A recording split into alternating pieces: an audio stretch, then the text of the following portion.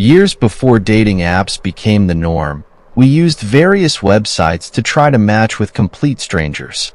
The internet was a different place back then, a digital Wild West where the rules were still being written. I was using Match.com, dipping my toes cautiously into the vast ocean of online dating. The whole concept was still new, and I had some serious apprehensions about the potential dangers involved. I remember those early days clearly. My apartment was small but cozy, with walls adorned with posters from art exhibitions and concert tickets pinned to a corkboard.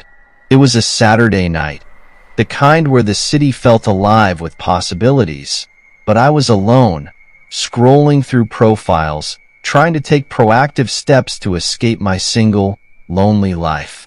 I would log in once a week, just to feel like I was doing something, even if I wasn't actively dating. One evening, as the summer heat seeped through my open windows and the sounds of distant laughter and music floated up from the street, I came across a profile that caught my eye. His name was Eric, and in his pictures, he looked like a younger, more rugged Jeremy Piven, a celebrity crush I'd harbored for over a decade. If he hadn't looked like Piven, I probably would have scrolled right past him, but there was something about his smile, the way his eyes crinkled at the corners, that drew me in. We started chatting, and my interest was, in retrospect, purely physical. He seemed charming, witty, and our conversations flowed easily. It felt like there was a spark, something that had been missing in my life for a long time. The anticipation of meeting him in person grew with each message exchanged. When we finally arranged to meet, my excitement was tinged with a nervous energy. We decided on a trendy restaurant downtown, a place known for its craft cocktails and eclectic menu. I dressed carefully, choosing a flowy summer dress that flattered my figure and gave me confidence. As I arrived at the restaurant, the city lights twinkling around me, I took a deep breath and walked inside. The atmosphere was lively, with the hum of conversation and clinking glasses filling the air. I spotted Eric at the bar and felt my heart sink a little. He looked nothing like his photos. Instead of the rugged Jeremy Piven lookalike, he resembled a character from the Diary of a Wimpy Kid series, skinny, with poofy, receding hair and a timid demeanor. I felt a pang of disappointment, but decided to give it a chance. After all, appearances aren't everything, right? We exchanged awkward pleasantries and ordered a round of cocktails. Eric seemed determined to get me drunk, insisting on shots multiple times between our first and second rounds.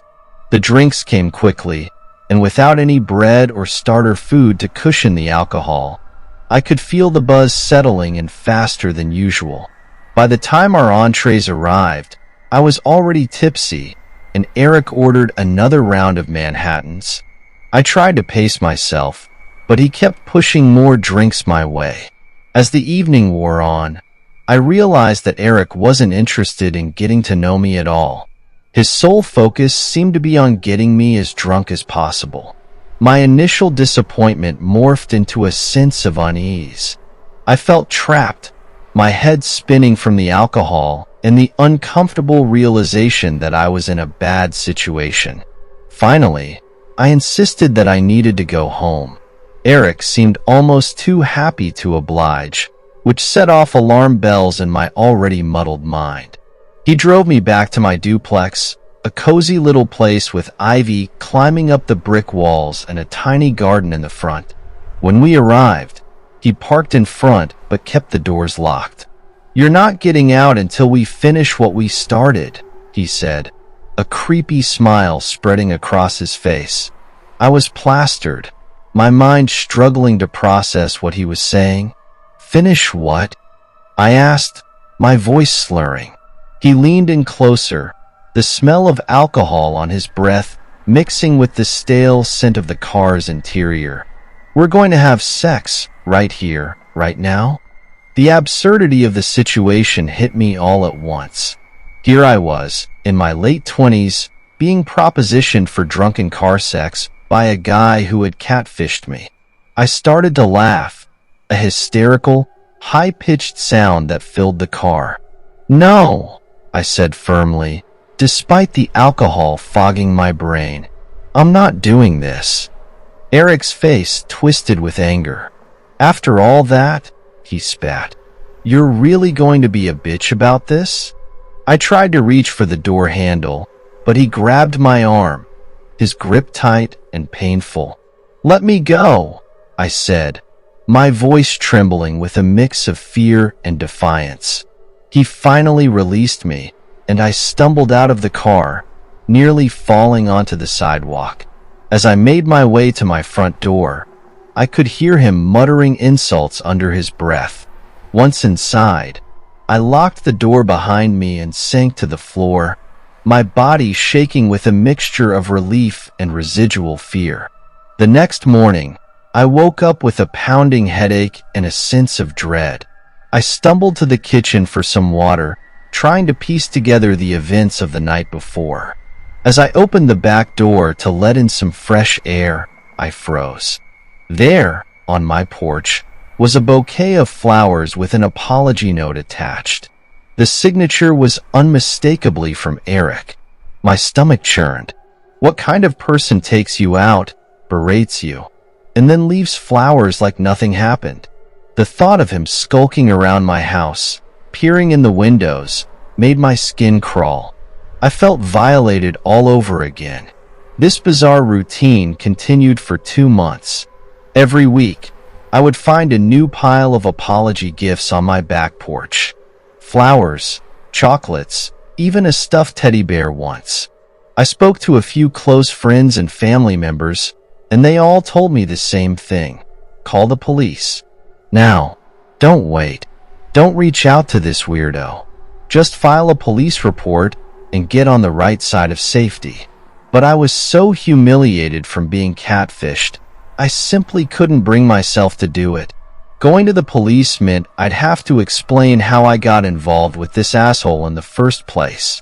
I didn't want to admit to anyone, let alone law enforcement, that I had been almost blackout drunk in the passenger seat of his wannabe sports car. So I got creative. One afternoon, I fished out my old Polaroid camera from the closet shelf. Next, I took the .380 North American Guardian pistol from my bedside table and set it on a pillow. I centered the eyepiece and snapped a keeper for my stalker friend. On the bottom place card, I wrote, "I'll use this next time you come by." I slipped the Polaroid into an envelope and left it on the back porch. It took a couple of days, but sure enough, one morning it was gone. And after that, Eric never came back. The gifts stopped, and for the first time in weeks, I felt like I could breathe again. The relief was overwhelming, but so was the lingering fear. I had stood up for myself in a way, but the experience left scars that wouldn't heal easily. Years later, I ran into Eric again. It was a random Tuesday evening, and I was out at a restaurant just down the road from where he had taken me that fateful night. I was with my new husband, a kind and patient man who had heard several stories about Eric. As we sat at the bar, enjoying our drinks, I noticed a familiar face at a table nearby. It was Eric, but he looked drastically different. He was alone, his hair thinning and his face gaunt. He looked like hell. My husband noticed the change in my demeanor and asked what was wrong. I nodded in Eric's direction, and understanding dawned on his face. He stared Eric down until the man finally paid his tab and left the bar altogether. As Eric walked out, I felt a sense of closure. The past had a way of haunting you, but in that moment, I realized I had moved on. I had found love and happiness, and the ghost of my past could no longer hurt me.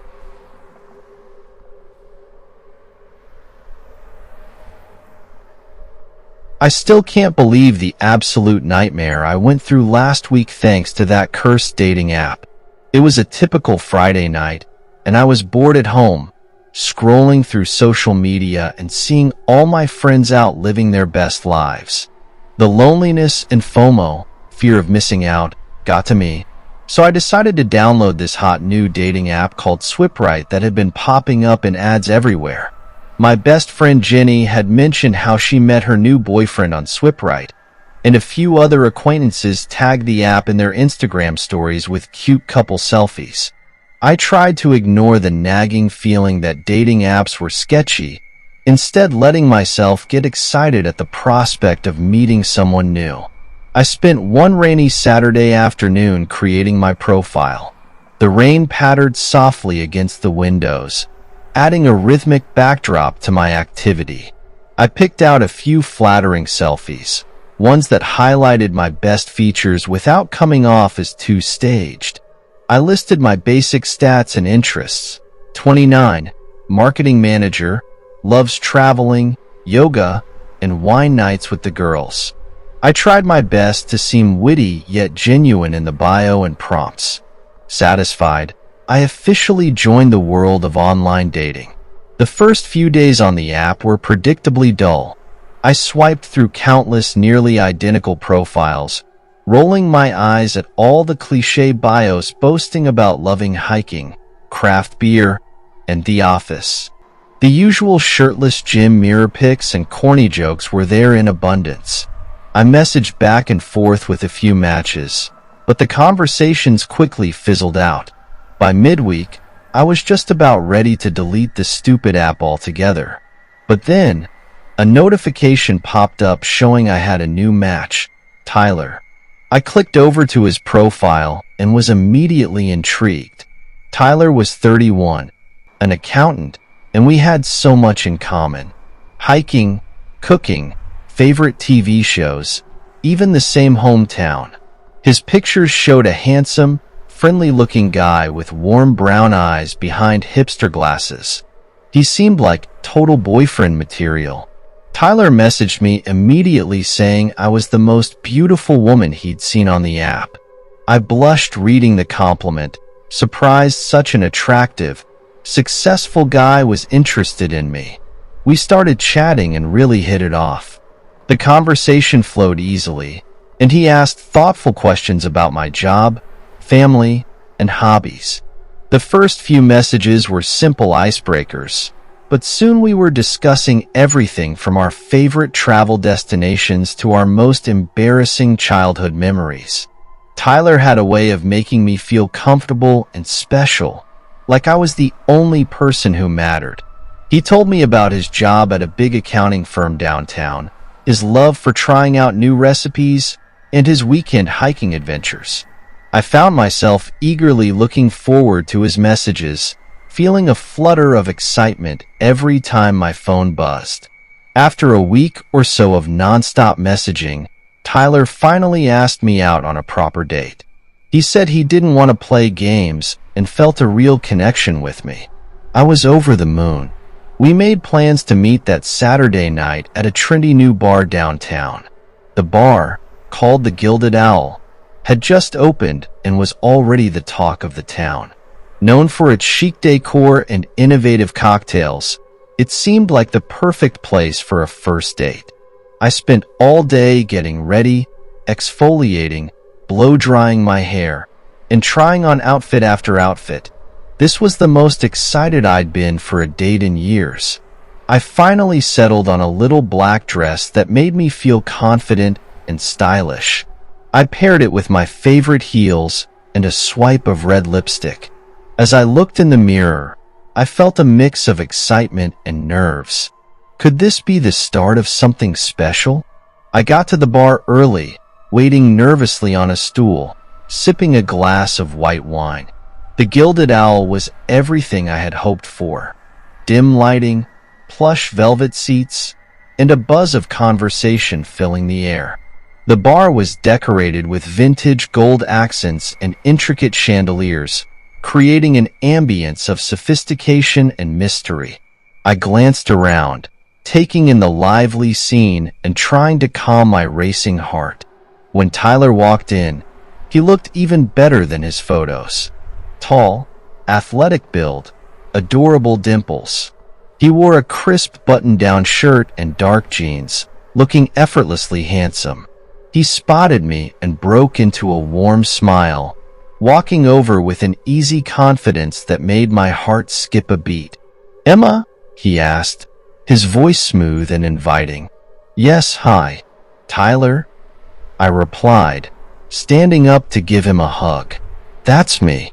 You look amazing," he said, his eyes shining with genuine admiration. "Thank you. You look great too," I said, feeling a blush creep up my cheeks. We sat at a table, and it was like time flew by as we chatted and laughed over drinks. The conversation flowed effortlessly, punctuated by laughter and shared stories. Multiple times he reached over to tuck my hair behind my ear or squeeze my hand, giving me butterflies. We talked about our favorite books, our dream travel destinations, and the quirks of our respective families. It felt like we were old friends catching up, rather than two people meeting for the first time. After bar hopping all night, trying out a few other trendy spots nearby, Tyler asked if I wanted to share an Uber back to his place. I was pretty tipsy and thought, why the hell not? We hooked up, and it was great. Lying there in the afterglow, Tyler stroked my hair and admitted no girl he'd met before understood him like I did. I felt on top of the world. This amazing guy really liked me. The next morning, Tyler made me coffee and omelets at his place before I had to go to work. He kissed me goodbye and said he couldn't wait to see me again soon. I was over the moon. All day at work, I kept checking my phone, giddy each time I saw a new message from Tyler telling me how special I was. 3 days later, everything came crashing down. I was in the middle of a marketing meeting when my phone rang, showing an unknown caller ID. Figuring it was a spam robocall, I sent it to voicemail. A minute later, they called back twice in a row.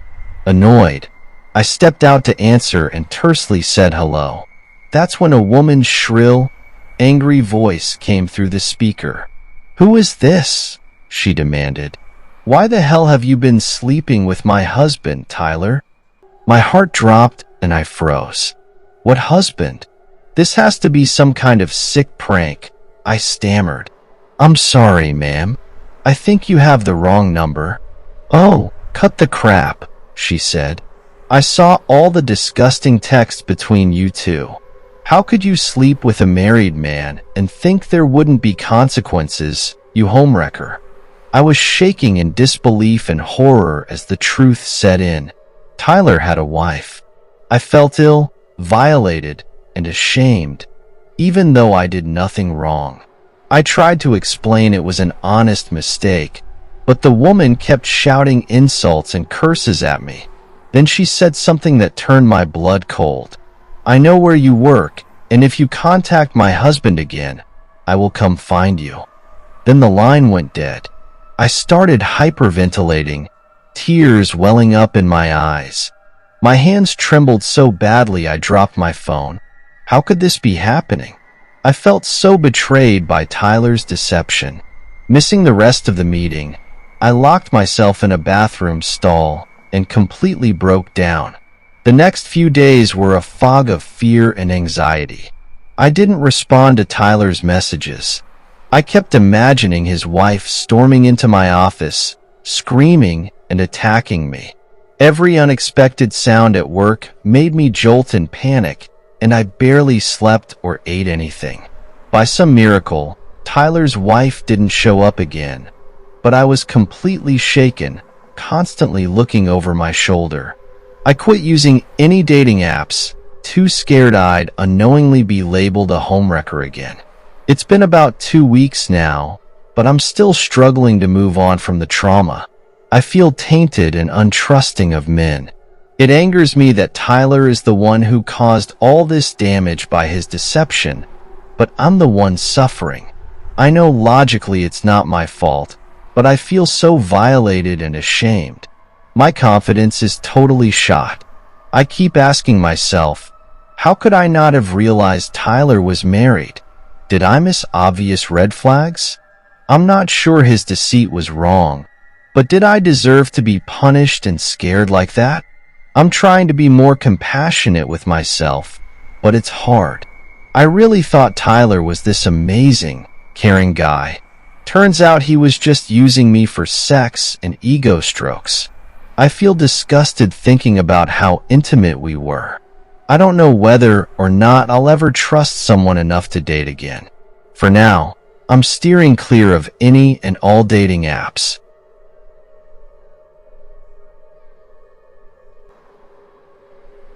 I'm a 28-year-old guy, and until recently, I worked as the head of social media for a large supermarket chain in the UK. Job security? Check. Great retirement plan? Check. Opportunities to climb even higher in the marketing team? Double check. But there was a thorn in my side, a constant gnawing that wouldn't let me be. I despised it all. I loathed how my entire existence had become intertwined with Twitter and Instagram, how every waking moment seemed to revolve around hashtags, likes, and retweets.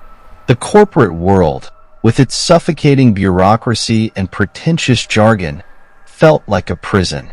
Every day, I had to deal with keyboard warriors, people who found fault with everything my team posted. And then there were the higher-ups, the executives who looked down on me, only tolerating my presence because I was a necessary cog in the marketing machine. The worst part? I felt like I'd let my 20s slip through my fingers, spent more time climbing the corporate ladder than living, exploring, and truly experiencing life. One day, the breaking point came. I handed in my notice, much to the shock of my colleagues. Some of them were definitely hiding smirks, no doubt eyeing my soon-to-be vacant position. But I didn't care. One more year in that soul-sucking job would have driven me insane. I had enough savings to float for a bit, to drift and find my passion, whatever that might be. My immediate plan was simple: travel. The only question was, where to? Given my GCSE Spanish, AB, if you're curious, Central and South America were on my radar. After some research, I set my sights on Colombia. No, it wasn't because of its notorious reputation for a certain white powder, though I'd be lying if I said I wasn't a fan of the show Narcos. Colombia's vibrant football culture and relatively low cost of living drew me in. And when I heard they were welcoming to tourists, my mind was made up. I paid 3 months' rent in advance, bought all the travel essentials, a big rucksack, hot weather clothing, and the like, and started hunting for cheap flights. Once everything was set, I hopped in a cab to the airport and caught my flight to Colombia. My first stop was Bogotá, the capital city. It was a place of contrasts, with towering modern buildings standing next to colonial-era churches. The air was filled with the scent of street food, a tantalizing mix of spices and grilled meats that made my mouth water. For 3 weeks, I explored Bogotá. Every evening, I found myself drawn to a little bar around the corner from my hotel. It was a cozy place with dim lighting and wooden beams that gave it a rustic charm. The bartenders knew me by name after a few days, and I got to chatting with a local named Luis. Luis was a top-notch guy, always ready with a joke or an interesting tidbit about Colombian culture. He introduced me to local slang, and we'd spend hours talking about everything from football to history. One night, over a couple of beers, Luis suggested I visit Cali, a city near Colombia's southern coast. It's much safer than Bogotá or Medellin, he assured me, great for tourists. Plus, they have 2 football teams, and you can catch games for a fraction of the price back home. He mentioned an annual salsa festival that was happening soon. Now, I'm no dancer. My last attempt was the Macarena back in primary school, but Luis assured me it would be a blast. I decided to give it a go. A few days before the festival, I packed my bags and took a short flight to Cali. The city was smaller than Bogotá, with a laid-back vibe that made it feel more like home. It had a rhythm of its own, a lively beat that pulsed through its streets and squares. Colorful murals adorned the buildings, and the people seemed to move with a certain grace, a fluidity that was mesmerizing. Then the festival began. Overnight, Cali transformed into a bustling hub of activity. People from all over Colombia flocked to the city, filling every bar, club, and open space with music and laughter. Even though I wasn't into salsa dancing, the music captivated me. It was impossible to stay still with those infectious rhythms in the air. One night, I found myself sitting in a nightclub, nursing a few beers and watching the dancers with envy. The women were stunning, their movements hypnotic, and I felt a pang of jealousy. I wanted to join in, to feel the music the way they did. It took a few nights of hanging around, watching from the sidelines, before I worked up the courage to approach someone. Eventually, I made eye contact with a girl across the bar. It was one of those moments where you look away, and then look back again. She was with a group of friends, all of them laughing and dancing. When she came up to the bar to order a drink, I seized my chance. In my best Spanish, I asked if I could buy her a drink. She smiled and said yes. We started talking, and before I knew it, I'd forgotten all about learning to dance. Her name was Maria Eugenia, 2 first names, she pointed out with a laugh. She was a student at a local university, studying something I didn't quite catch over the noise of the club. We talked for hours, moving from the bar to a quieter corner. I was completely smitten.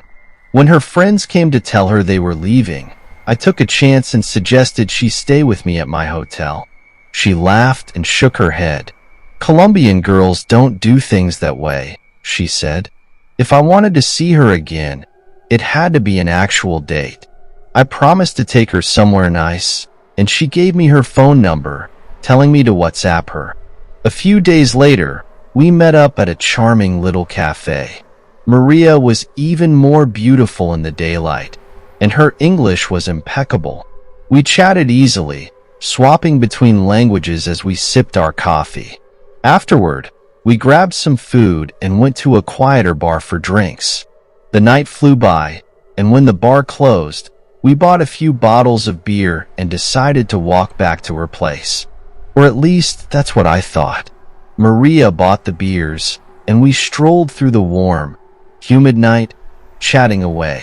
That's the last clear memory I have of that night. The next thing I remember is waking up in my hotel room, my head pounding and my bed covered in vomit. The headache was excruciating, and every time I tried to sit up, a wave of nausea hit me. I'd had bad hangovers before, but this was something else. I couldn't remember anything about how I'd gotten back to my hotel, and my phone and wallet were nowhere to be found. I searched the room frantically, hoping they were just misplaced. But as the minutes ticked by, a horrible realization set in. My wallet was gone, and with it, my cash. Thankfully, I'd left my debit card tucked into my passport, a habit I'd picked up in case of emergencies. I got dressed, grabbed my debit card, and headed out to find an ATM. My plan was to withdraw some cash, buy a new phone, and try to retrace my steps. When I reached the ATM and checked my balance, my heart sank. My account, which should have had around £20,000, was nearly empty. Panic set in.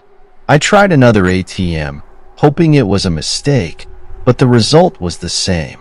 My savings were gone. I went to the nearest police station, struggling to explain what had happened in my broken Spanish. The officers were kind, but ultimately unhelpful. They told me about a drug called scopolamine, which turns people into sleepwalkers, susceptible to any suggestion. It was likely that Maria or someone she was working with had drugged me, and then I'd unknowingly given them my bank details. With no phone to call my bank, I was stuck. I managed to get in touch with my parents through the police, and they sent me enough money to get a flight home. The next few weeks were a blur of depression and self-recrimination. I'd been scammed, and there was little chance of getting my money back. My bank eventually offered some compensation, but it was a fraction of what I'd lost. The whole experience left me feeling stupid and vulnerable. But as time passed, I began to see things differently. I could have died that night. Many victims of scopolamine overdoses don't wake up. In the end, I walked away with my life, and that was something to be grateful for. Leaving South America early felt like admitting defeat, but it was the right choice. I needed to regroup, to figure out what to do next. As I sat on the plane back to the UK, I realized that this experience, as awful as it had been, had taught me something valuable. Life was too short to be spent in a job I hated, and I needed to find something that truly made me happy. Back home, I started over. I found a job that I loved, one that didn't involve social media or corporate jargon. I began to travel again, but this time with more caution and a deeper appreciation for the world around me. The scars from my time in Colombia remained, but they served as a reminder of how fragile life could be. Today, I still think about Maria sometimes. I wonder if she ever thinks about the guy she drugged and robbed. But more often, I think about the lessons I learned from that experience. It pushed me out of my comfort zone and made me confront my own vulnerabilities. It reminded me of the importance of living fully and authentically, of pursuing happiness even in the face of adversity. In the end, my journey didn't end in Colombia. It began there. It set me on a path to rediscovering myself, to finding joy in the simple things, and to embracing the unpredictability of life. And for that, I'm grateful.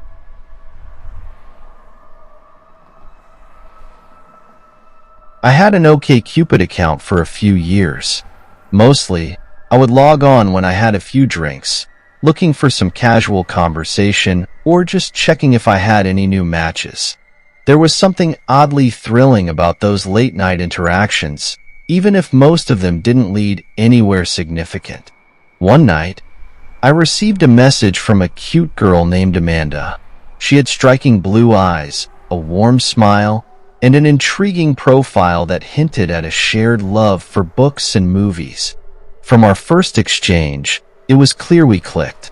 Our conversations flowed effortlessly, a refreshing change from the usual mundane chats. We discussed the usual get-to-know-you topics. What do you do for a living? What are your hobbies? Amanda was a schoolteacher, passionate about her job and her students. She had a bit of a motherly vibe, which was endearing and comforting. On the other hand, I worked the night shift at a local Walmart, a job that paid the bills but left me feeling like I was stuck in a rut. Our exchanges were vibrant and engaging at first. I shared that I worked nights, and at the time, it didn't occur to me that this information might backfire. Amanda seemed genuinely interested in my life, asking thoughtful questions and sharing amusing anecdotes from her days in the classroom. However, as the days passed, our conversations started to lose their spark. The initial excitement began to wane, and I could sense that Amanda might be looking for something more serious than I was ready to offer. Instead of being upfront about my feelings, I chose the coward's way out. I stopped replying to her messages, thinking that she would get the hint and move on. It was a jerk move, and deep down, I knew it. For a few days, she continued to message me, her tone growing increasingly concerned and confused. I ignored them all, foolishly hoping she would just disappear. But Amanda didn't disappear. Her messages turned from friendly inquiries to outright hostile demands. "Why aren't you talking to me?" she wrote. "Why don't you want to be my friend?" Her desperation was palpable, and it made me uncomfortable. I figured if I continued to ignore her, she'd eventually give up. So I blocked her and tried to move on, chatting with other girls on the site and hoping for better luck. A few days later, while I was at work, A coworker approached me with a puzzled expression. "Hey, some girl was asking for you," he said.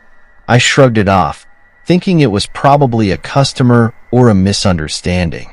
But the following nights, different coworkers kept telling me the same thing. "That girl is here again, asking for you."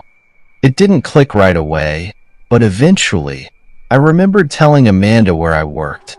A chill ran down my spine. Reports started coming in from my coworkers about a woman loitering in the parking lot, wandering from door to door, peering inside the building. It was always after sundown, and the description matched Amanda perfectly. I felt a growing sense of dread, the kind that makes your stomach churn and your heart race. It was only a matter of time before she found me. One night, around 2 a.m., I was stocking shelves when I saw her. Amanda walked in, accompanied by a guy I'd never seen before. She spotted me immediately and made a beeline in my direction. My heart pounded in my chest as she approached, her expression a mixture of anger and hurt. "Why haven't you been responding to my messages?" she demanded. She wasn't being aggressive, just persistent. I fumbled for an excuse, telling her I'd been busy and hadn't been on OkCupid in a while. She seemed to accept this, albeit reluctantly, and asked me to message her when I got home.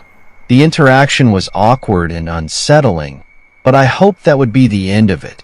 I didn't message her, of course. I hoped ignoring her would make her go away, but it only made things worse.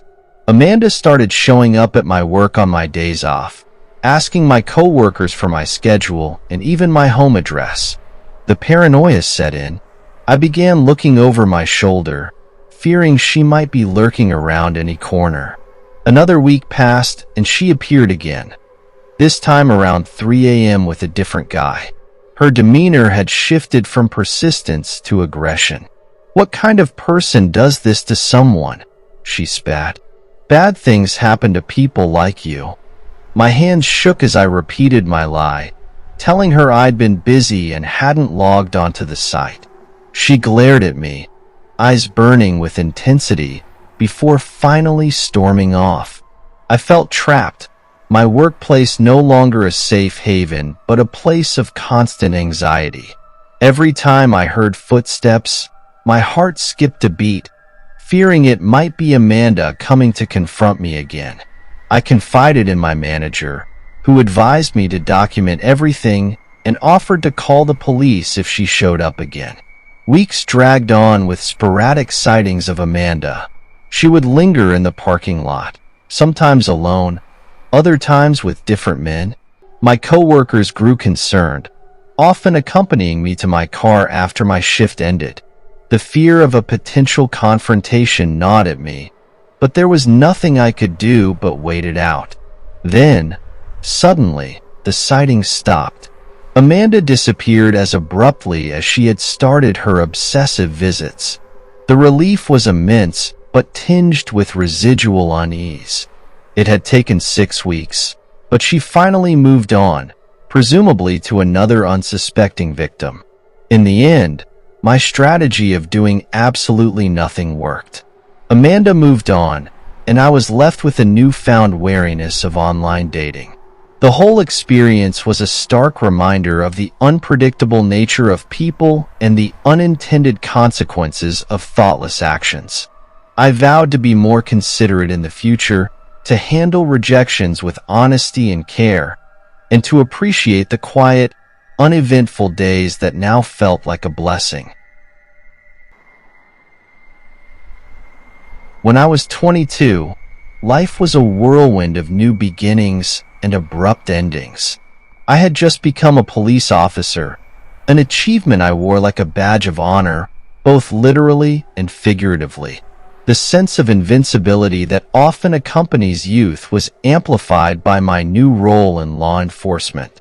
I felt like I could take on the world. I was untouchable, or so I thought. My personal life, however, was a different story. I had recently been dumped by my girlfriend of 2 years.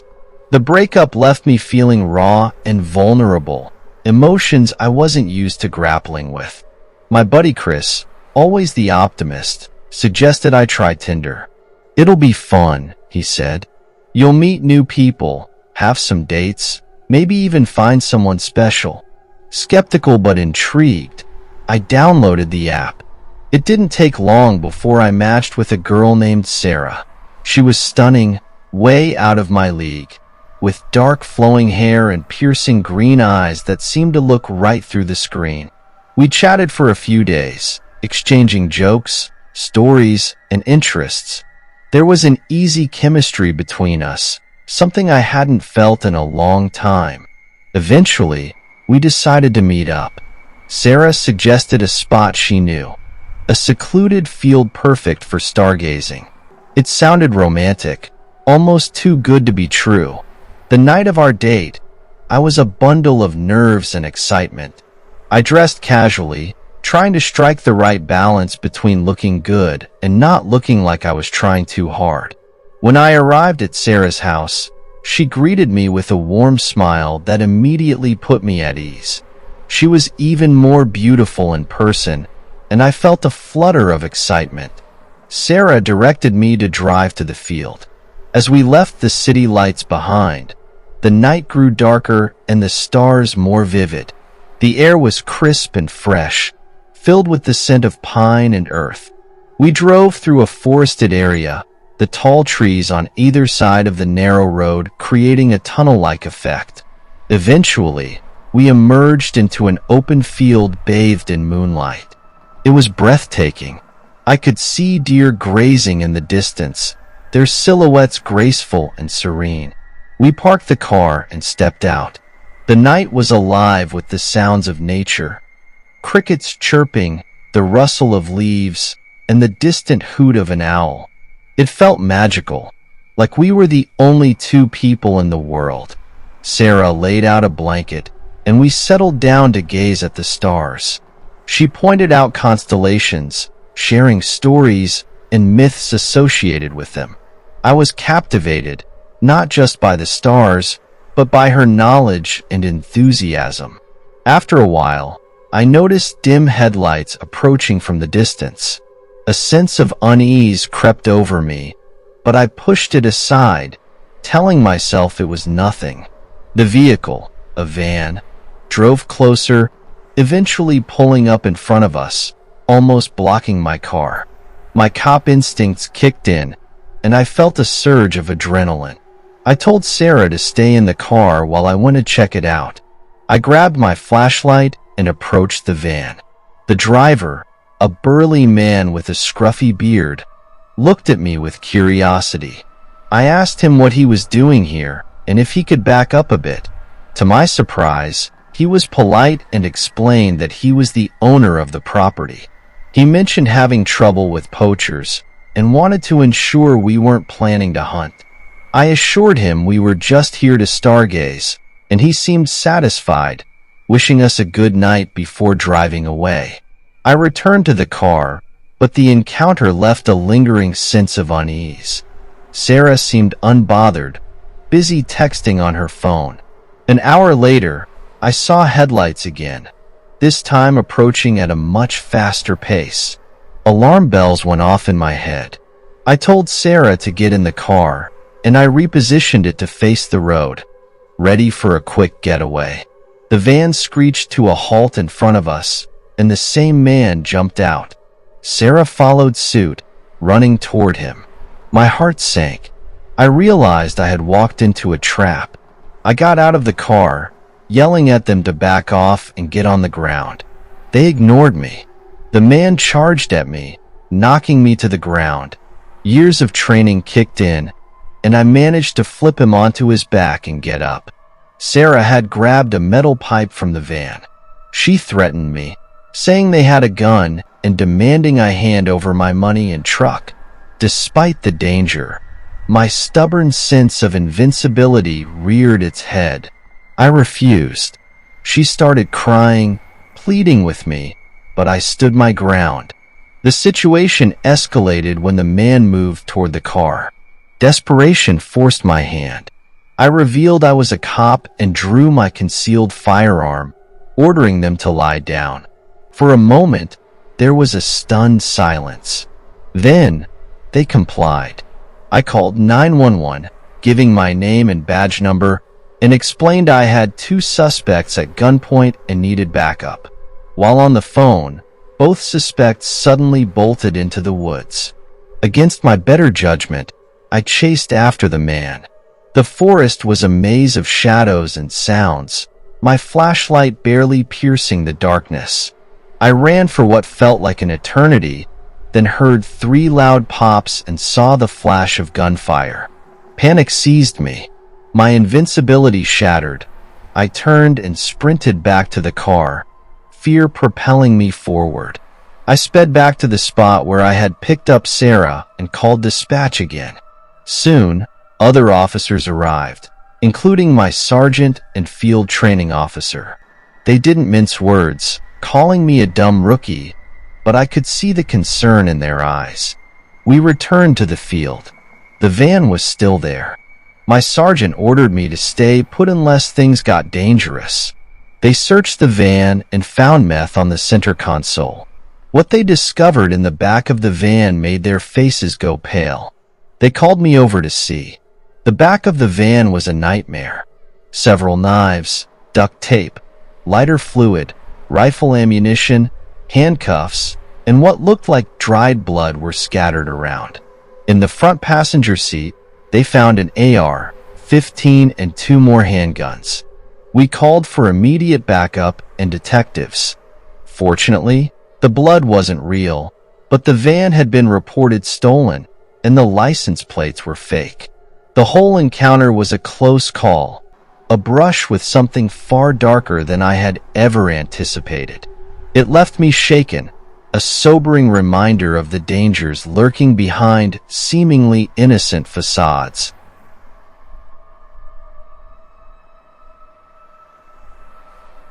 Let me tell you about a time when my seemingly mundane life took a turn straight out of a suspense thriller, all thanks to a simple message from a girl named Clarissa.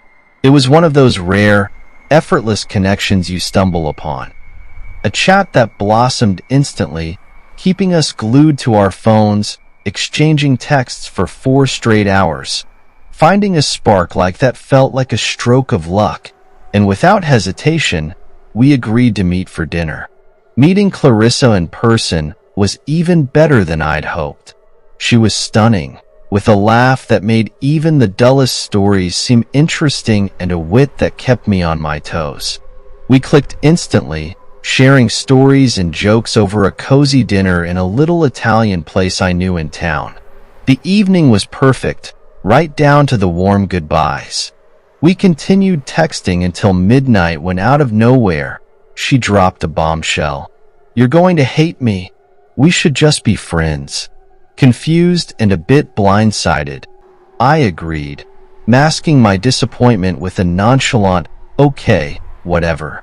But then, the very next day, Clarissa called, her voice tinged with regret, apologizing for her sudden change of heart. I'm not one to hold grudges, so I decided to give her a second chance. Our next date felt like a scene from a teen movie. We ended up making out passionately until Clarissa put on the brakes, saying she wasn't ready to go further. I respected her decision, of course. It felt right. It felt respectful. But then, just after I got home, a text from her accused me of just wanting to use her, followed by a harsh judgment.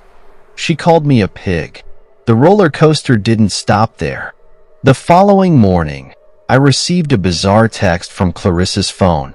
It wasn't from her, but from someone who claimed to be looking for her. According to this person, Clarissa had vanished, leaving behind her phone, her car, and an ominously open front door. My pulse raced as I suggested, with a growing sense of unease, that they should call the police. When they hesitated, I insisted, ready to dial 911 myself.